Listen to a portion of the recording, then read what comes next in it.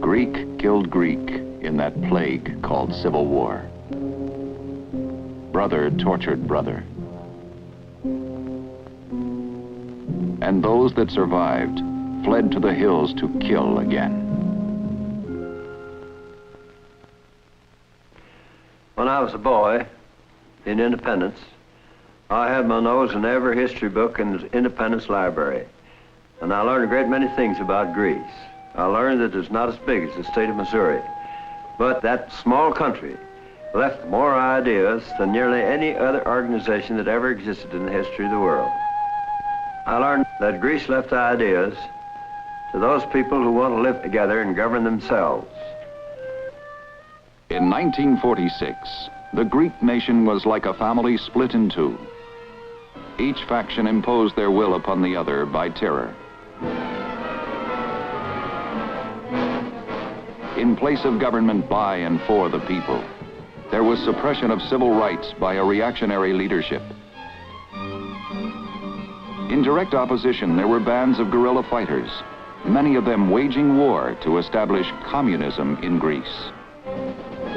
Support reaction or allow communism to take over in Greece? A dilemma faced President Truman. I asked for two reports, one for and one against supporting the Greek government. When these reports came in, each of them was so persuasive that you couldn't tell which one to follow. Then I had to take the whole thing under advisement again and make up my own mind on the subject. The subject was Greece. Greece in history was a symbol of Western culture, a gift to mankind. Greece had been plundered by war between its ancient cities, but it remained a record of a people who invented beauty in the image of their gods, guided the spirit of civilization, founded the core of democracy. No power on earth was stronger until Rome invaded it, and Caesar became its ruler. 1940, in the boots of Caesar, Mussolini. Again, the people of Greece suffer the invasion of a Roman, the pain, the empty promises, the indignity of another conqueror.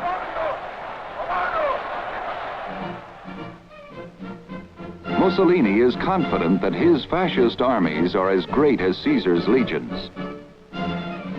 And the Italian troops marched, certain of the quick victory Il Duce had promised them.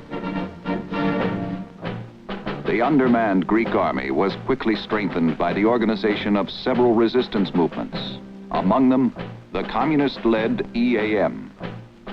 Together they formed a united front against the Italians.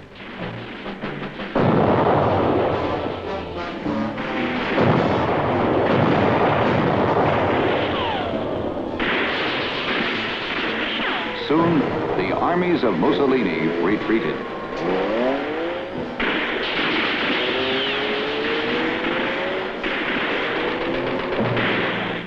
April 1941. The armies of Adolf Hitler marched into Greece to assert the Axis power.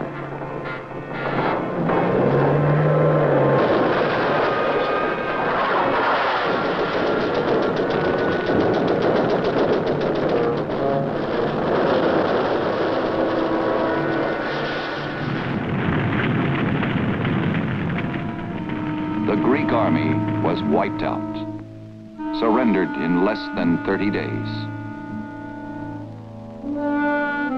The countryside was devastated. Homes leveled to ruin. Famine was the silent, uninvited guest at the table. And famine brought his brother, disease. The Greeks became refugees in their own land.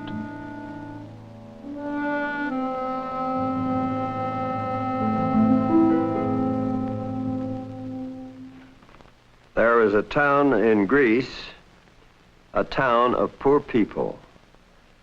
That is, it was a town until the Germans assembled the men in the town square and mowed them all down with machine guns, penned the women in a church in Calabrita, and set it afire and burned them all up.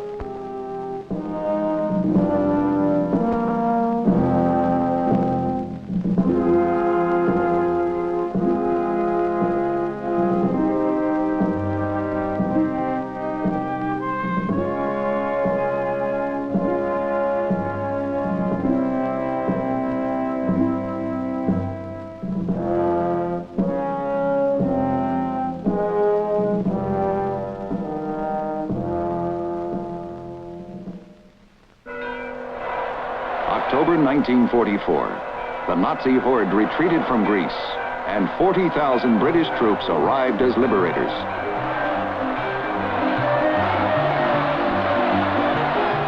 The Greek people, left as well as right, marched and rejoiced in their new hope for freedom and prosperity.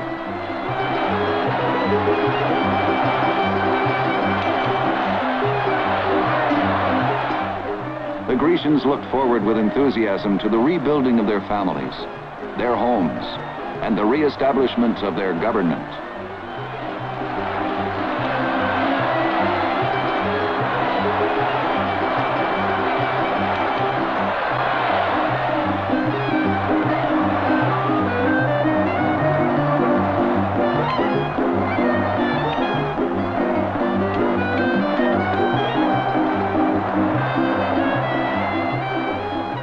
But the joy of freedom and unity was short-lived.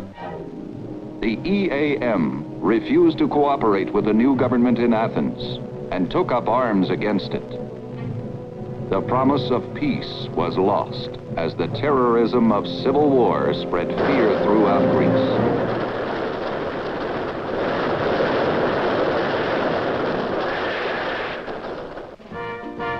The king was recalled from exile, supported by the government of the right, and another attempt was made at securing peace.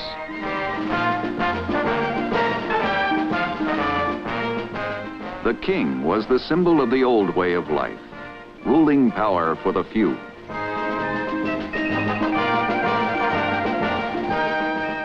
The church supported the monarchy and engaged in active opposition to the rising communist infiltration.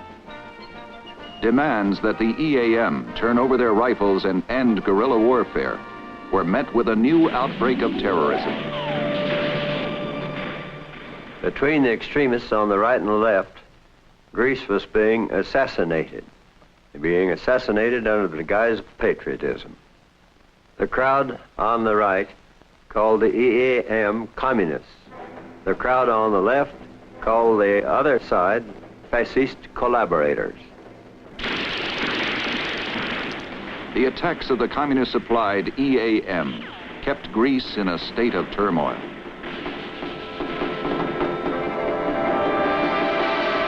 These people on the right, who were in control, were against social and political changes in Greece. On the other side, there was fear of a communist coup in Athens, supported by arms from their communist neighbors.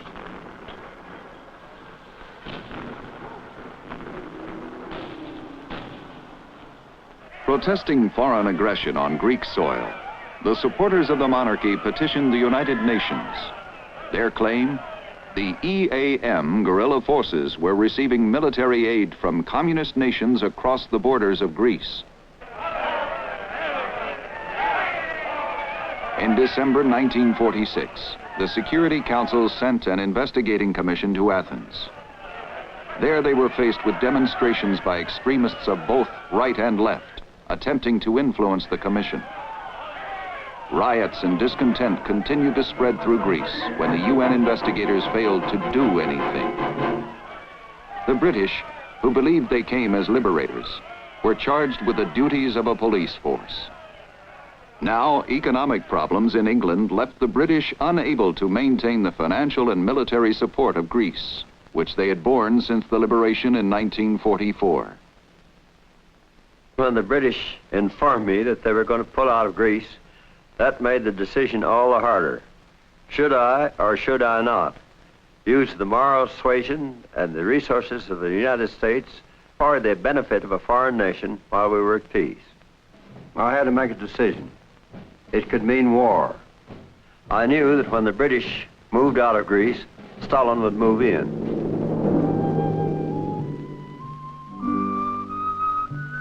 Truman felt that if Greece became a communist state, the people would never be able to rid themselves of the destitution, poverty, and starvation suffered during the Nazi occupation.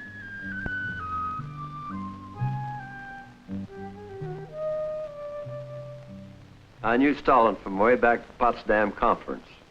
We were having a conversation one day about government, and Winston Churchill, the Prime Minister of Great Britain, who represented the England at the conference, made the statement to Stalin that Poland ought to have a free government because most of the country was Catholic, and the Pope wouldn't like it if they didn't get a free government. Old Stalin leaned on his elbow and pulled that long mustache of his, and he said, "Mr. President, how many divisions has the Pope?" The Russian threat was at hand. Stalin's troops were ready to move. Would he use this powerful force to gain his ends?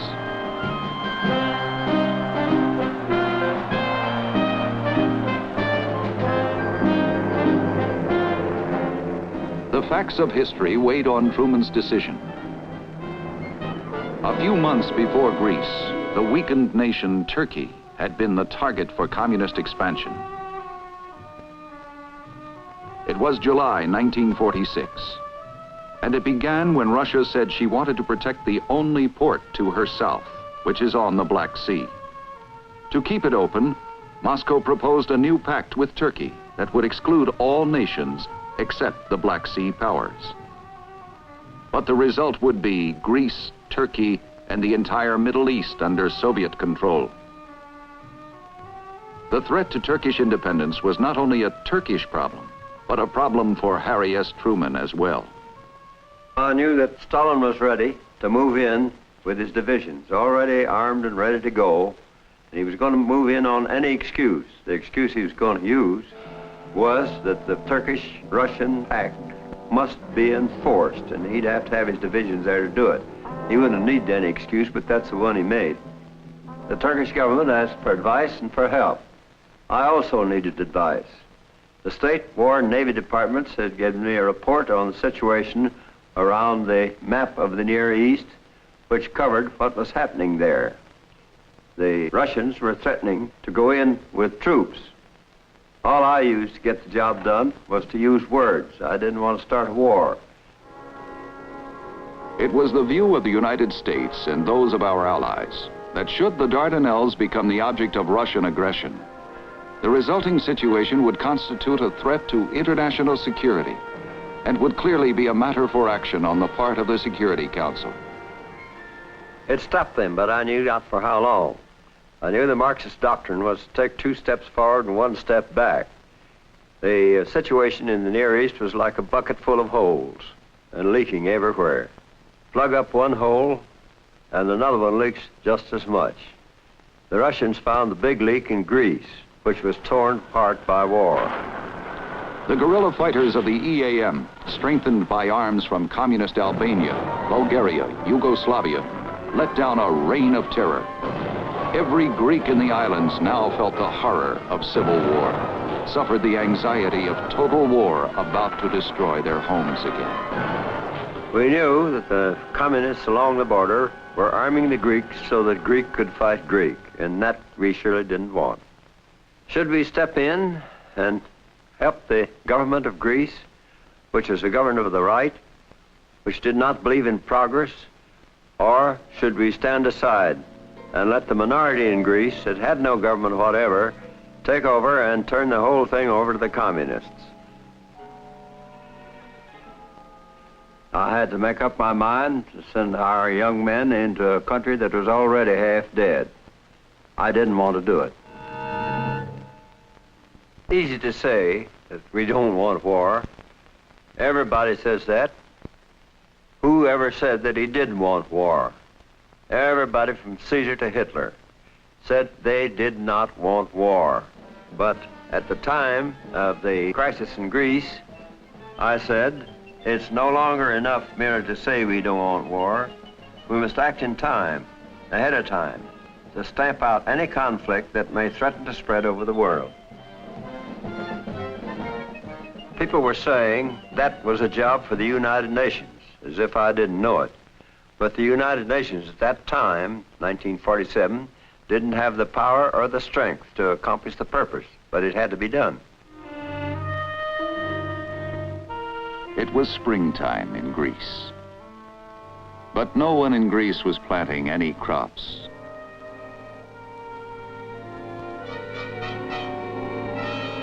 The children in Greece were starving to death.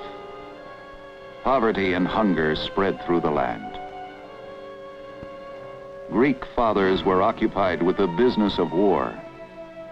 They spent their time killing one another.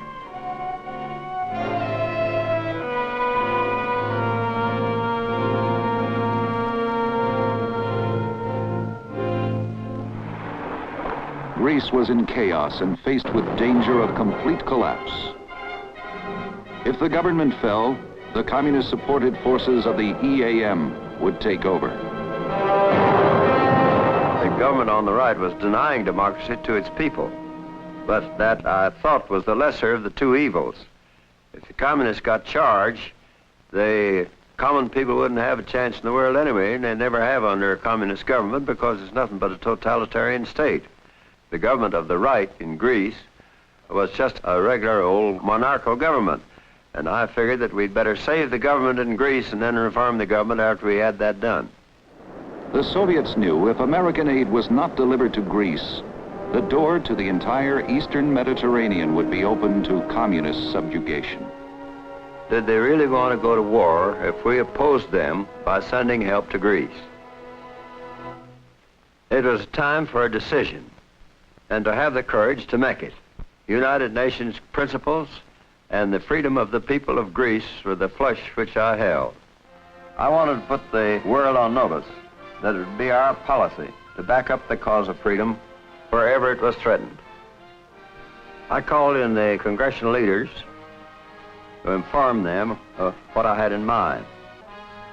I wanted to inaugurate a policy of backing up freedom wherever it was endangered, anywhere in the world, no matter who was or what was at stake. This, I realized, was against all the traditions of our country. It supposedly was against Washington's attitude on foreign commitments. And some people even went so far to say it was against Monroe Doctrine. And I was very anxious to find out what the leaders of Congress thought of such a program. The biggest surprise came to me when Senator Vandenberg said this to me, and I'm going to quote him. Mr. President, if that's what you want, there's only one way to get it. 2 days later, on March 12, 1947, President Harry S. Truman went from the White House to the Capitol to appear before a joint session of Congress. I believe that it must be the policy of the United States to support free peoples who are resisting attempted subjugation by armed minorities or by outside pressures.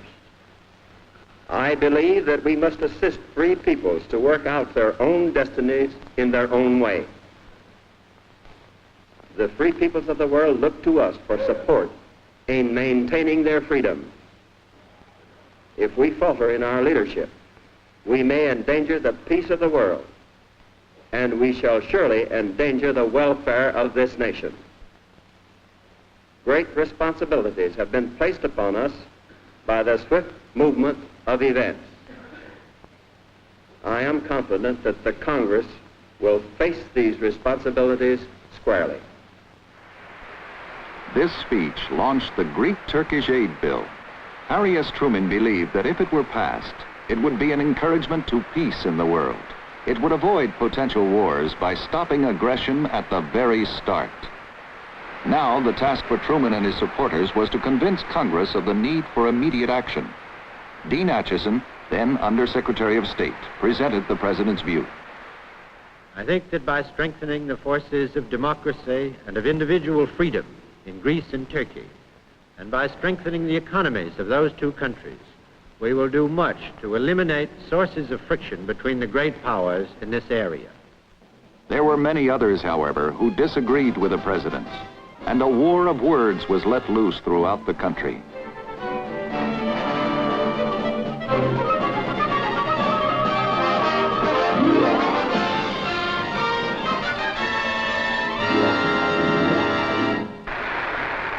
We are here tonight to state that the Truman Doctrine endangers peace. We are here tonight to assert that the peace requires Americans to reject that doctrine and reaffirm their faith in a strong, united nation.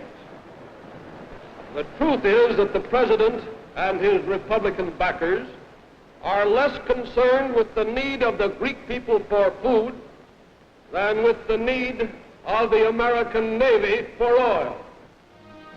April 22nd, the debate was over, the voting began. In the Senate, 67 yea, 23 no. In the House, 287 yea, 107 no.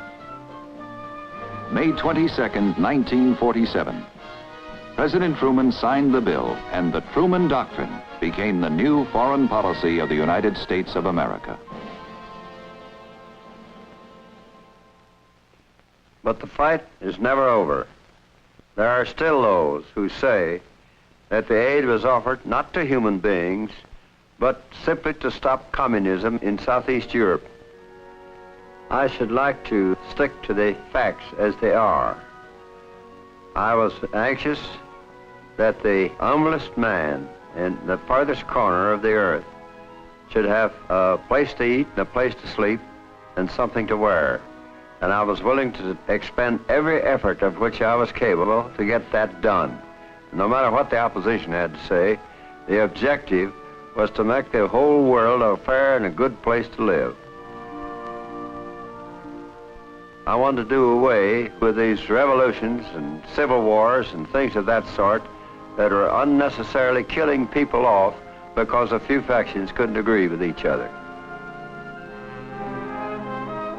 We are trying with everything we have to encourage the development of the Earth's resources, things to eat and things to wear and places to live for the benefit of all the men everywhere.